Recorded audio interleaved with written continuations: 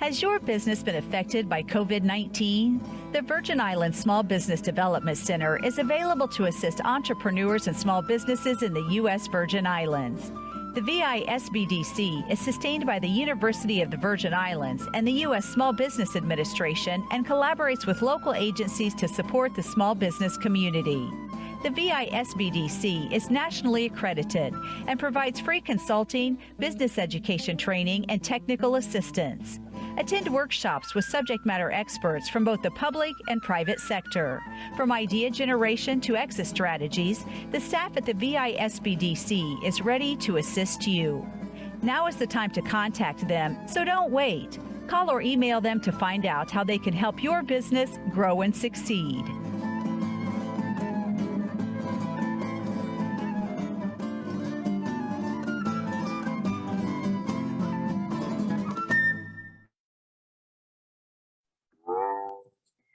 Good morning and welcome to Webinar Tuesday. The VI-SBDC has collaborated with the SBA to bring you some of the updated information about what's happening at SBA. And today we have as our presenter, Mr. Eduardo Velez. And to introduce him, I will have Mr. Wayne Huddleston, the Senior Area Manager for the U.S. Virgin Islands and Puerto Rico SBA office in the Virgin Islands. Wayne, I turn control of the session over to you.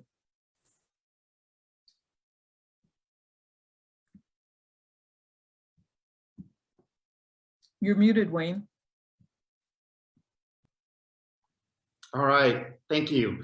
Thank you, Mary Jo, and thank you to the SBDC for continuing to host these. Again, my name is Wayne Huddleston. I'm the Senior Area Manager for the U.S. Small Business Administration here in the Territory. We have been having a focus on these Tuesday webinars with SBDC lately on government contracting. Last week was a program on the 8A Business Development Program. Today, we're going to be talking about the Hubzone certification program. Later on this week, we're going to have another webinar on Women-Owned Business Certification Program. But today is going to be focused on Hubzone, and we brought our business opportunity specialist from Puerto Rico, Eduardo Velez Torres. He is an expert on government contracting, period, federal government contracting, period. But today he's going to focus on the Hubzone program. I'm going to sit in the background. We also have our marketing and outreach specialist, Lisa, is also online. Eduardo is going to give the presentation, but then we'll all stay on at the end if you have any questions regarding Hubzone, how to apply, or anything related to SBA. But with that, I will turn it over to Eduardo to give us a presentation on the Hubzone certification.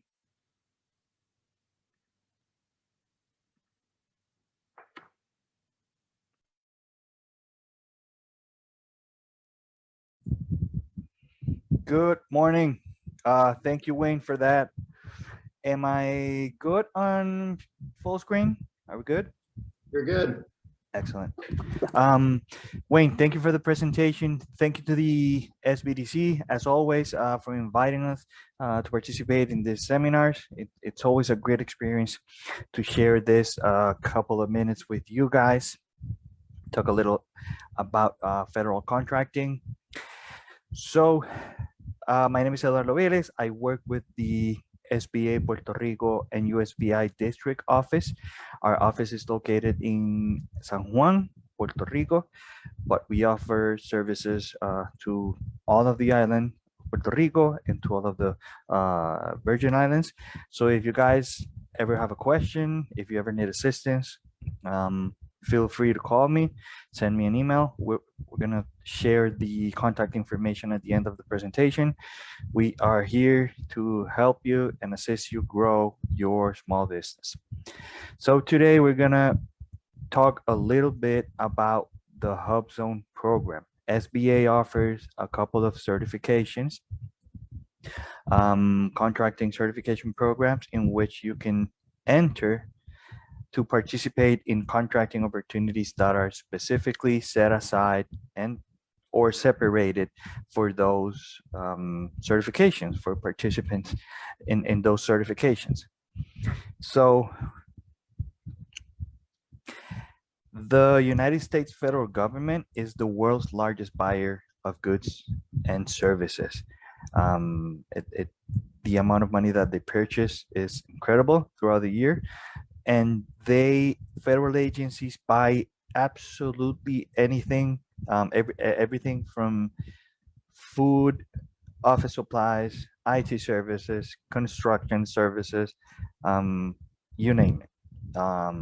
So if you feel like you do not know if the if the federal government buys what you sell, we're going to do an exercise soon, a little bit more ahead, to determine if you can enter and sell to the federal government. Okay. Why do we focus on the certifications and the programs, the small businesses? Because federal agencies, on these presentations, federal agencies are required to meet contracting goals by the end of the fiscal year. That means that the number that they need to achieve is 23%, including all the certifications. We're going to go into that soon. So if you participate in the programs, Hubzone, 8A, Women Owned, you have the advantage of knowing that agencies are obligated to set aside some contracts to people that participate in those certifications. Okay, so I don't know why I'm never able to get this up. Okay, first things first, before we go into the Hubzone certifications to determine if you can apply, you need to establish and determine if what you have, what you sell, if the federal government buys. So you need to identify your NICS codes. This is going to be your North American Industry Classification System code, similar to what in a lot of states and territories, what they call the industrial code for a company. So you I think I shared the link to the Bureau of Census webpage, but if not, we're gonna send it to you later. You can go in there and you will find they have a PDF document in which you can Control F and search, but they also have a search tool on the webpage. So let's say that you have a company and you do general construction. So your North American Industry Classification code is going to be 236220. Okay. Once you determine that what you sell, the federal government buys, then we can keep moving. Okay. You need to request a Dun and Bradstreet number. You have the link right there. You can go in. This is a identification number that you need to request. It's free. You do not have to pay to obtain one. You need to register yourself in the sam.gov webpage.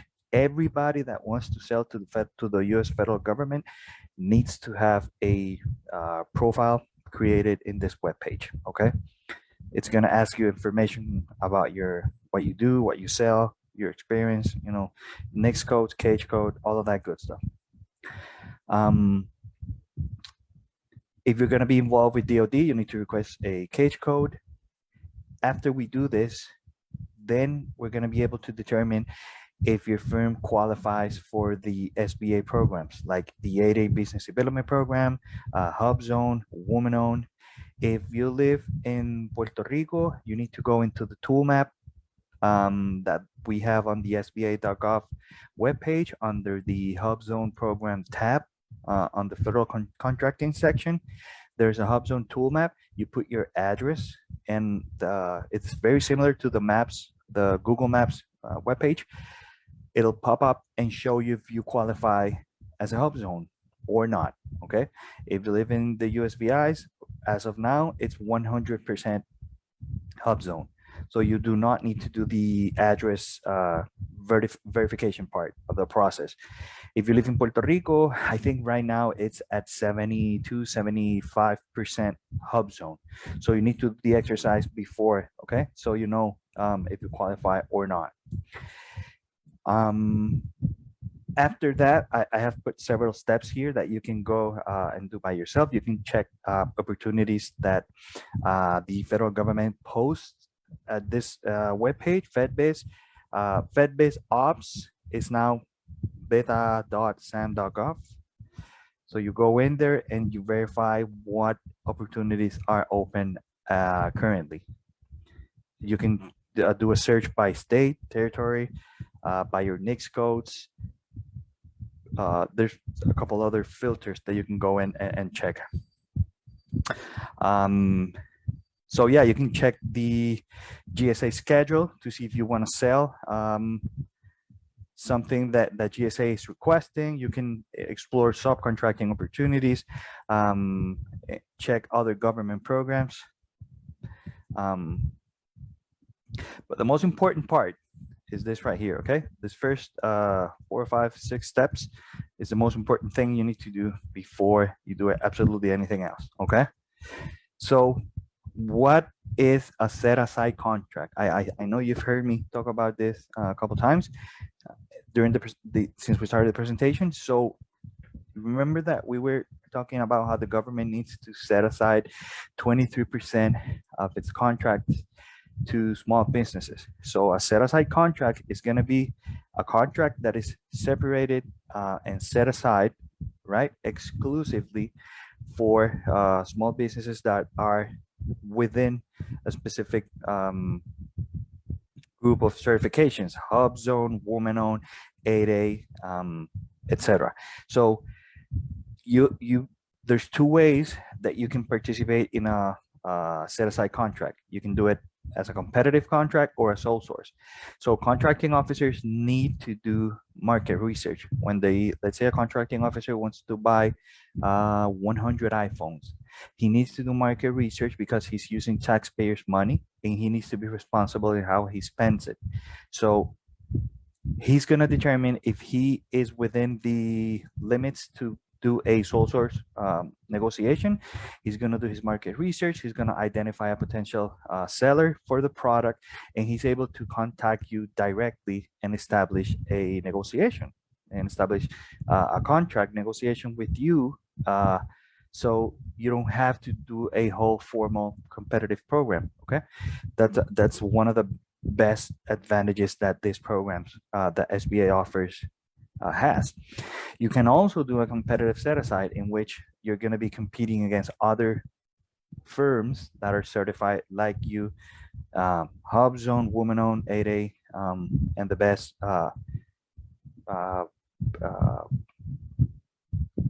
bid is going to win the requirement. So this is basically, the one-on-one in set-aside contracts.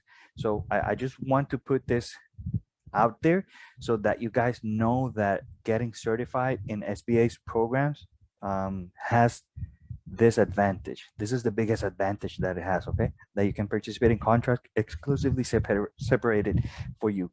So the 23% goal that the federal agencies have to meet, I have is this that you have on this slide. So it's going to be 5% for small disadvantaged businesses. This is where the 8A program firms qualify in. 3% for service disabled veteran owned, 5% woman owned, and 3% for Hubzone. So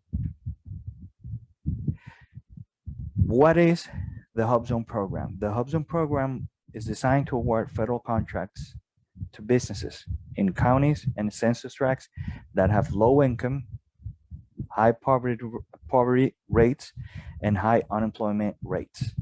This is where the term historically underutilized business owned comes from, okay? So the purpose of the program is to increase employment in those areas, stimulate investment, and empower communities, okay, through the ability to move those contracts within that area.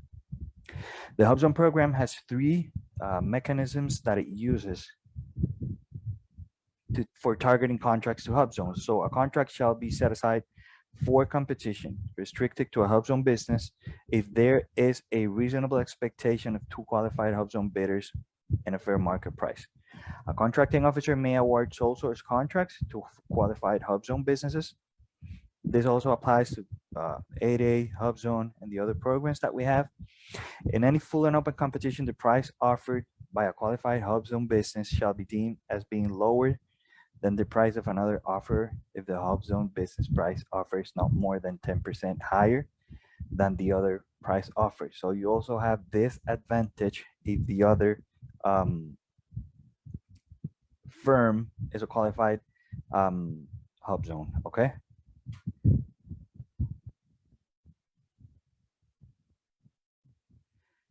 So here we have the different Hubzone designations. So how SBA, how the federal government designates whether a Hubzone territory or state is going to be a Hubzone. So this is how they do that exercise using the census tracts. So right now, that the last census that we have updated a lot of maps in the states and in Puerto Rico. The non-metro county, Indian lands, base closures area, qualified disaster area, and redesignated areas. So if you go into the SBA.gov webpage, federal contracting, then you go into the Hubzone program, you're going to see the map, the Hubzone tool map. If you live in Puerto Rico, the only check mark that you need to look for is the census tracts. If you don't have to use the other ones. If you live in the USVI, you know that you're 100% Hubzone, so you're good to go in that area. So right here, this all this blue highlighted area that you see here is Hubzone.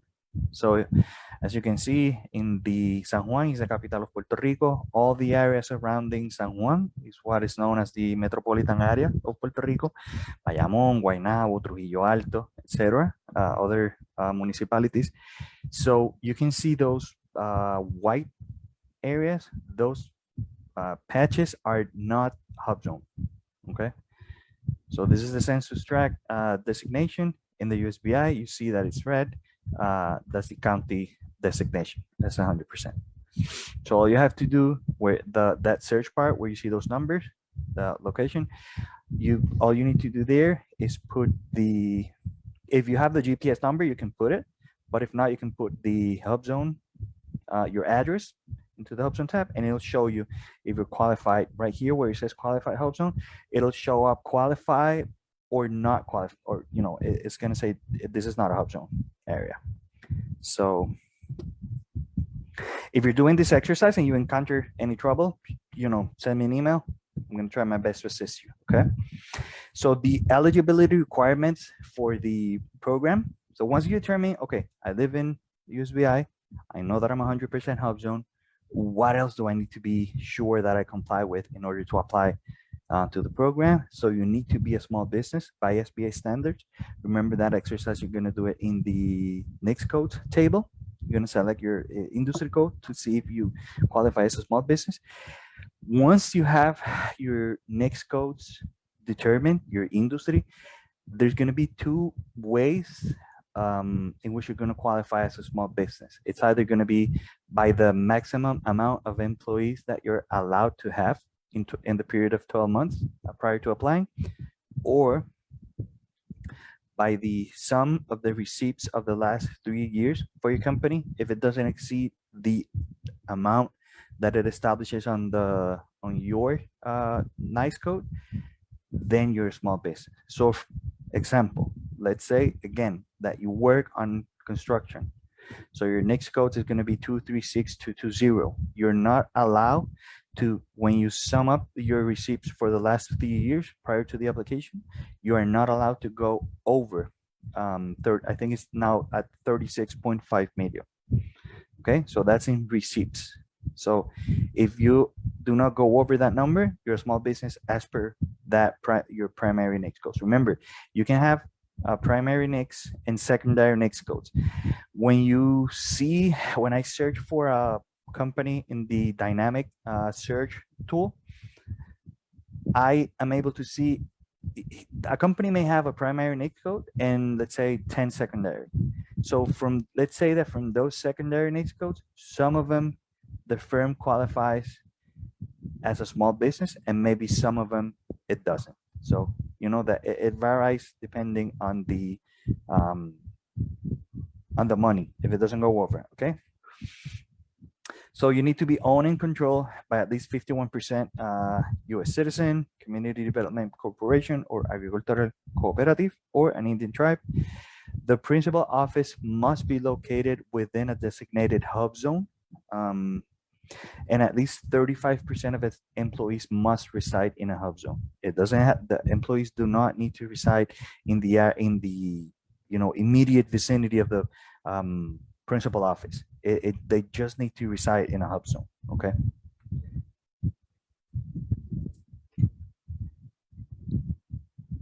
So before you apply, establish that you're sure that you have your principal office in a hub zone. Be sure that you have your 35% employees, that you meet that requirement. Review the hub zone application guide so that you are sure before applying that you have all the required documentation in place and that you're good to go. You need to plan ahead before you submit your application. This applies in SBA for Hubzone, woman-owned, 8A, etc., because there are hundreds of applications being submitted at any point. So if you submit a faulty or incomplete application, it's gonna delay the process a lot. And I've heard experiences of people that have told me that it has gone months before the application kind of takes back it's a good course. So be sure to have everything in order before you apply. If you need assistance getting your SAM.gov account created and registering, remember that you can contact your local SBDC chapter for assistance. You need to go into SAM.gov, create an account, and request registration in order to be able to compete in federal contracts. Okay. We talked about this. Okay, this is what we were talking about. Remember the census webpage in which you can go in. This on your top left where you see where it says next search, you can go in. That the last, I don't remember if it's updated from that 2017, but you can go in there, put your NAICS code to determine if you qualify for as an SBA small business. If you need assistance identifying if you sell something, if you sell IT services, but it's something more specific. If you do underwater demolition, whatever it is that you do, if you are not able to identify your NAICS code, send me an email. I'll help you. We'll figure it out together. There are a lot of NAICS codes.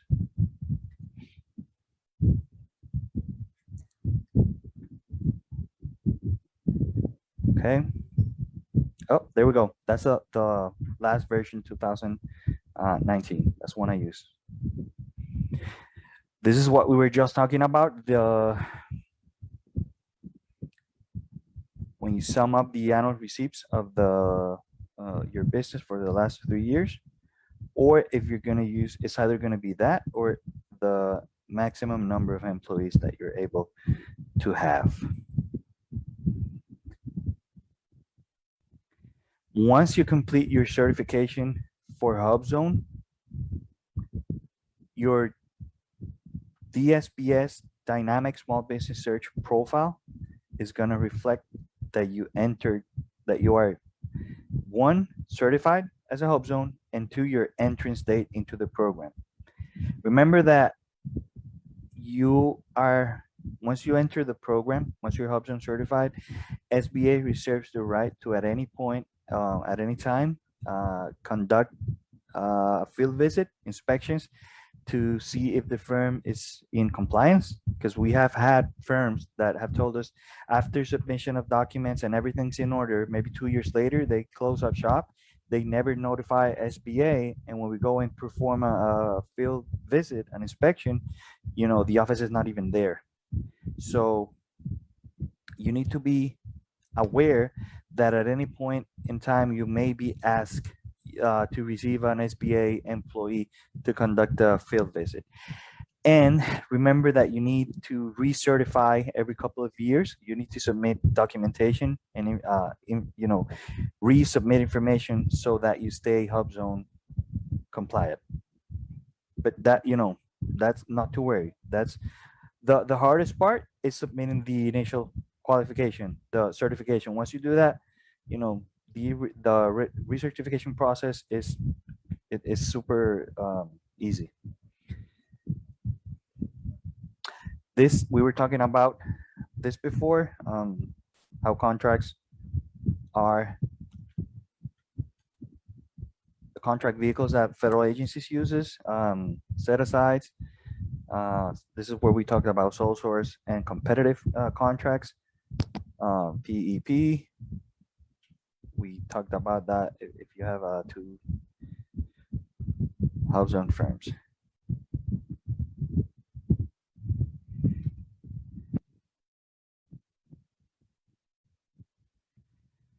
So if you want to locate Hubzone contractors, let's say that you have a company and you're looking to identify potential Hubzone contractors in your area, you can go into the DSPS webpage, into the link that I have here above.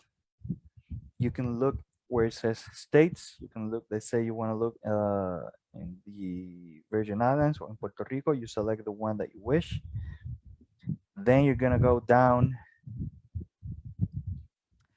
and put mark the Hubzone tab, Hubzone certification tab. Then you go all the way down to the end, and when you hit search, it's gonna show you all the Hubzone firms that are currently certified in your state or territory.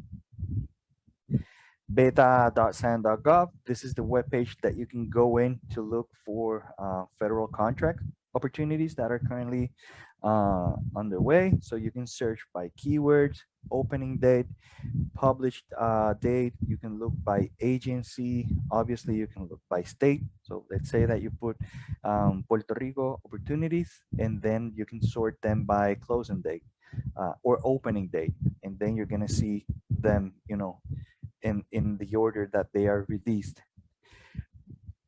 And you can look for the application package, the documentation that you need to submit, the points of contact for the contracting officer, agency, deadlines, etc.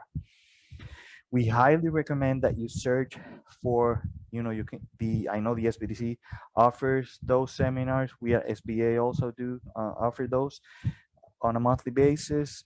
You need to look for trainings on how to read a federal licitation and how to prepare a response, how to prepare a response, a bid package, okay? It's very important that you get yourself up to speed with that if you want to participate in contracting. Get trainings, look for trainings in the webpage, in the SBA.gov/Puerto Rico webpage. You can go into the middle of the page to the calendar events, and you can register for the events that are coming, so that every time a new training comes up, you are notified about that. Also do that with the SBDC, so that every time that there's a contract, that there's a training, you're able to participate in it. That's the best, absolutely the best tool that we recommend to everyone that wants to start doing business with the federal government. Once you get certified, once you get registered, we have programs at SBA like the Mentor Protege program that allows you to get into a formal agreement with a mentor that has experience as a government contractor, so that they can teach you the ways of contracting. Okay. As always, look for, as we mentioned before, look for subcontracting opportunities, look for contracts. If you don't know how to get your feet wet, you can start with some subcontracting opportunities. Talk to people who are certified, talk to people who have done contracts with the federal government. That's an excellent exercise that you can do. Here we have added some resources and tools that you can go and check out so that you can read more about the program. So in resources and tools, you have the Hubzone website from the SBA.gov official webpage. There's a tool, some tools that you have. So when you're ready to apply, you can check your 35% compliance, the designations, the Hubzone Maps tool, some frequently asked questions, some other things here. If you have any questions, feel free to shoot me an email. We're here to help. This is our contact information. Here up top, you have our local, the webpage for Puerto Rico, SBA.gov/PR. You have the number for the USVI for Puerto Rico. There's my email. The Mr. Mariano Torres is the other BOS that we have in Puerto Rico. You have both our cell phones right there, agency phones. You have Wayne and Lisa information. Wayne is our senior area manager, the USVI, and Lisa is our outreach and marketing specialist for the USVI. You also have below the SBDC's contact information. Do contact them. They're an extremely helpful service that you have at your disposal. So I think from my end, this is it. If you guys have any questions, please feel free to let me know. So Eduardo, it's not a question, but I do have a favor. Yes. Maybe if you can go back to this slide with all of the resource web links. Yes. And if you feel comfortable, I would love to get just that one. Yes, I would love to get you and Wayne on camera just for a minute so that I could take a picture for our records. Give me Is one that second. possible? Yes, give me 1 second. Okay. Don't mean to put you on the spot. You're good. Let me take this out.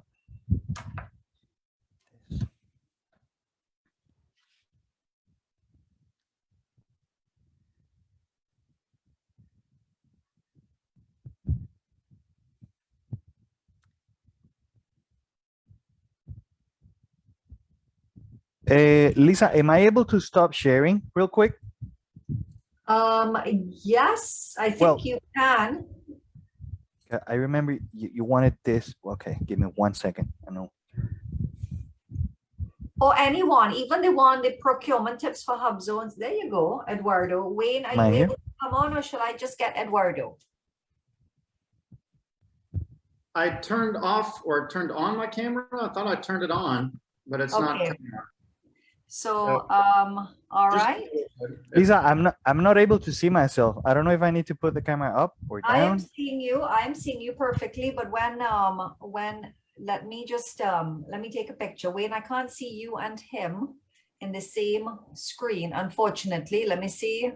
No problem. Side Go by ahead. side mode. All right. So Eduardo, could you just speak for a minute so I get you back? Yeah, I'm testing 1, 2, 3. Yep, keep doing that and I will tell you when it's done. Perfect. Testing. Are we still? Yeah, we're live. Testing. Yeah, Testing. that's it. 1, I 2, got 3. it. Thank you so much. Awesome. Excellent. Back to your regularly scheduled program. Okay, we have a question from Julie. Julie, you can go ahead and ask your question online, please.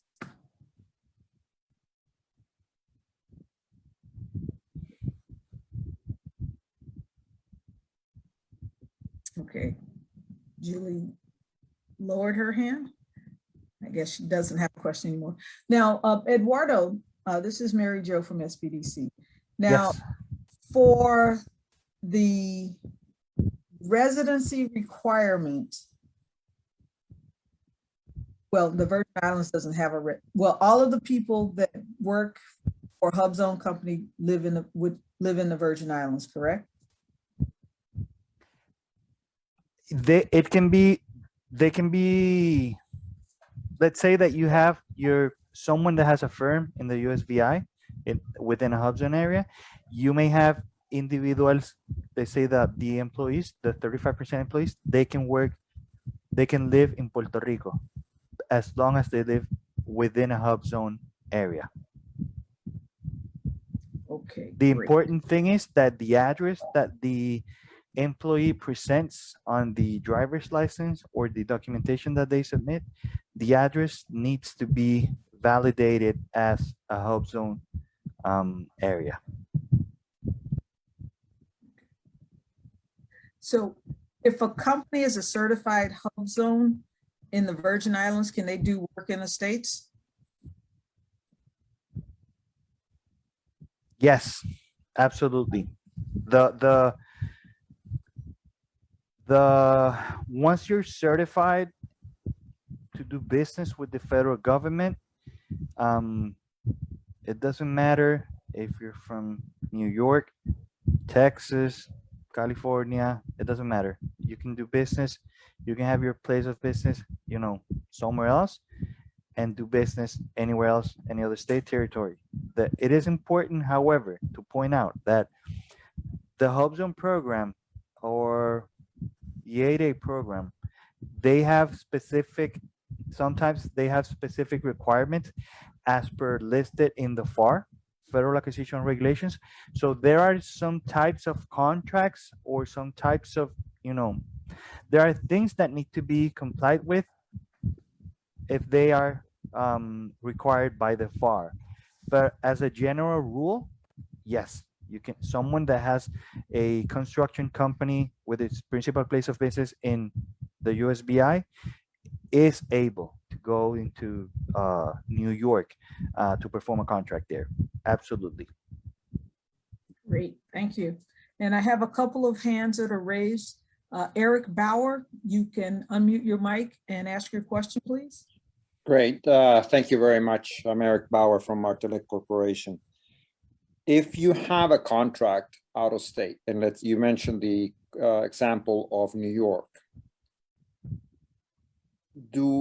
does the contractor or supplier have to pay New York State taxes for the product that is provided to the government? I'm not able to answer that question. If you send right now, if you send me an email, Okay. send me an email with that question, I will look it up and I will get back to you. Okay, because Yeah. if you look it up in, let's use the example of Puerto Rico. Yeah. You do not pay any taxes for articles supplied to the government. But in the case of New York, it can be very different. Yeah. I don't know. I don't know if it's different or not. I need to do a little research because Okay, thank you. yeah, as with all the certifications that we offer, we always say, you know, to someone getting registered to do business in Puerto Rico, for example, we tell them, get your DUNS number, get your cage code, open your SAM.gov account, et cetera, et cetera, et cetera. But we always tell them it's important that you are sure that you are complying with all local and state requirements, whether it's permits, licenses, you know, taxes requirements, etc. So every state or territory has its own set of rules regarding, you know, contracting. So it can get a little I don't want to say messy, but it can get a little complicated. So we need to do a little more reading to see what we get.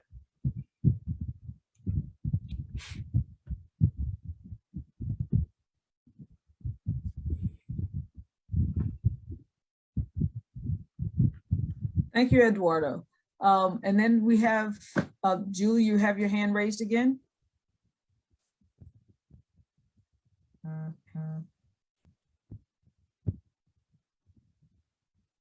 Oh, Julie. Hi, okay, Julie- sorry. okay. It wouldn't let me unmute last time. Thank you. I have done my sandbox registration, done stage code, applied for a woman-owned business, still waiting to hear back from that. But I filled out all the Hubzone application this last week, and at the end, when I was about to submit, it said, caution, you know, you cannot resubmit if denied.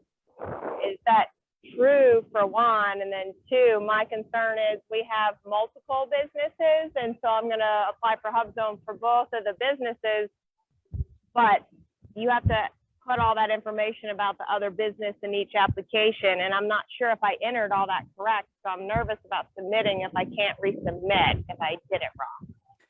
There's a time frame that if the first application gets denied, there is a time frame that you have to wait a window of time to resubmit. I'm gonna have to get back to you with that number, because I think a couple months ago they changed it. If you can send me an email, Julie. And regarding the second question, I'm not sure. So it says I need to add the second business's information. I don't know if they're asking for, because they need the once when you enter the process of the application, they need to verify information to see if you qualify as a disadvantage. There's a lot of things. I don't know if this is regarding the economically disadvantaged section.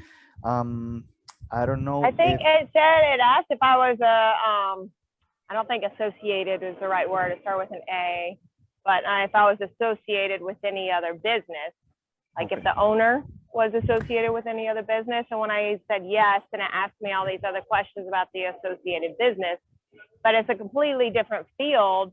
I just happen to own the majority of both businesses.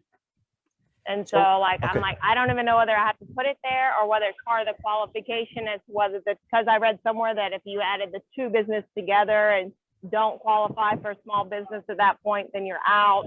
But even if I add them two together, I'm in St. Thomas, which is 100% Hubzone, and both of them added together, I still qualify as a small business. So I know I qualify. I just want to make sure I put all the information in correct.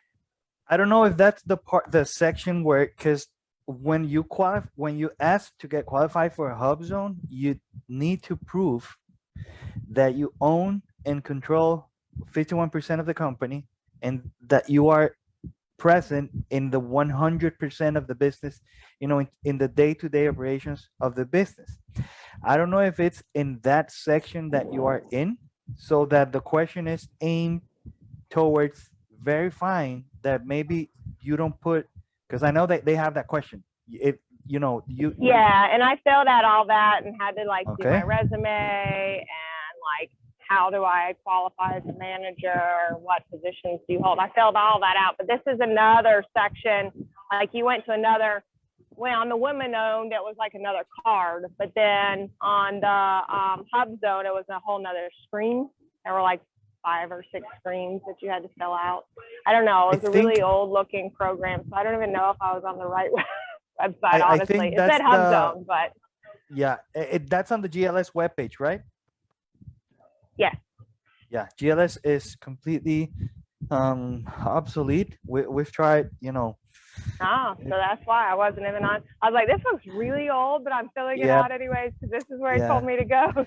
So I'm not 100% sure. I don't want to, give any advice. I think that it's in the part where it's trying to verify that you are for the company, that a person that says, yes, I want to apply, and has 7 companies, it's kind of difficult to establish that you are in the 100% day-to-day operations of one business if you have 7.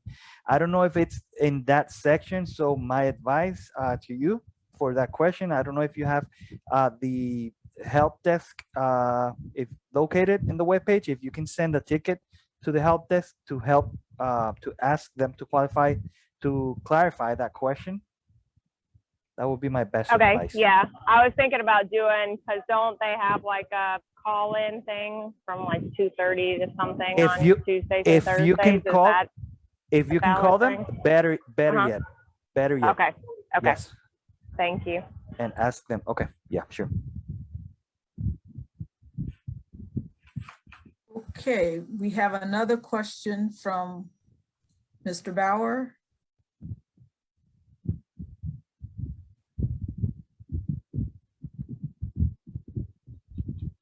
Or did you Sorry, my hand was left up. Just wanted to- Okay. All right, great. Mary Thank Jo, you. there's a question in the chat about, is it possible for nonprofits to qualify? So I think the general rule is that you have to be a for-profit business to qualify.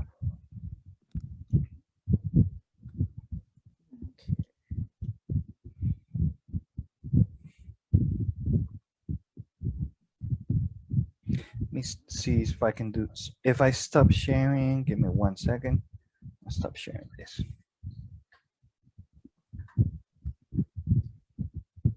Did I stop Okay, sharing? You did. Let me search for something here real quick. Okay, in the interim, do we have any more questions for Eduardo?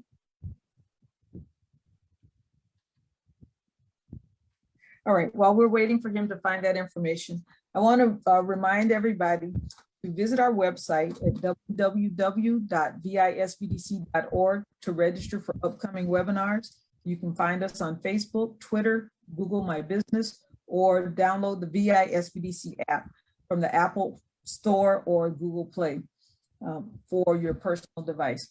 And tomorrow, we have a couple of webinars. At 2 p.m., we have the second in our series of Grow with Google webinars, Make Better Business Decisions with Analytics.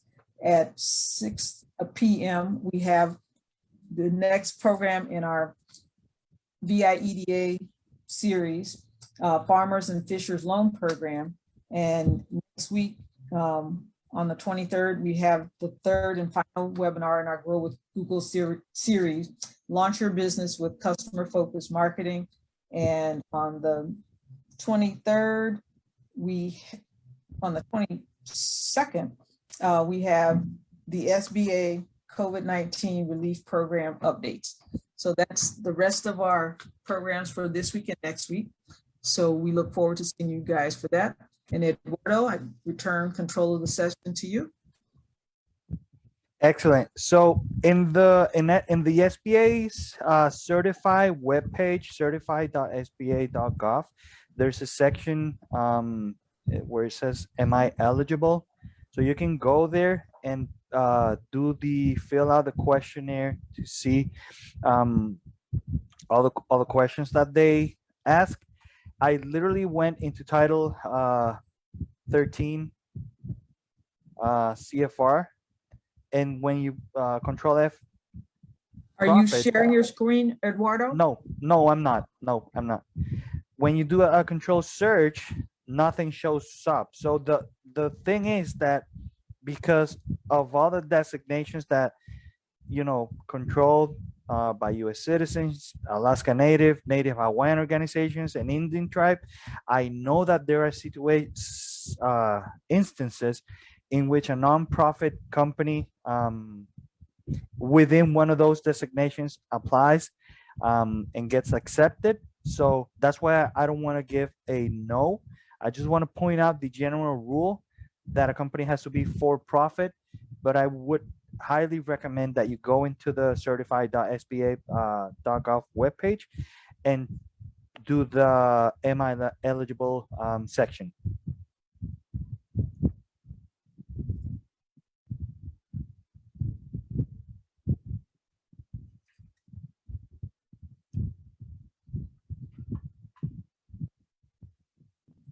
That was a lot of information, and I stand corrected. The webinar next week with SBA is on the 23rd, and that's the SBA COVID-19 Relief Program updates. And I really want to remind you guys to get your stuff together for that, because the programs are coming to an end for COVID relief. So in terms of small business, so definitely tune in for that next week. Do we have any more questions for Eduardo or for Lisa or for Wayne before we bring today's session to a close? I don't see any hands raised. So with that, Eduardo, I think you've done a very good job in presenting a lot of good information. And on behalf of our State Director at the Virgin Islands Small Business Development Center, Mr. Ted Gutierrez, and the staff on St. Croix and St. Thomas, we want to thank you for the presentation. We want to thank the audience for your attendance and your great questions. And we look forward to seeing you guys tomorrow with our Grow with Google webinar series and the Farmers and Fishers Loan Program. Thank you all very much and do have a wonderful day.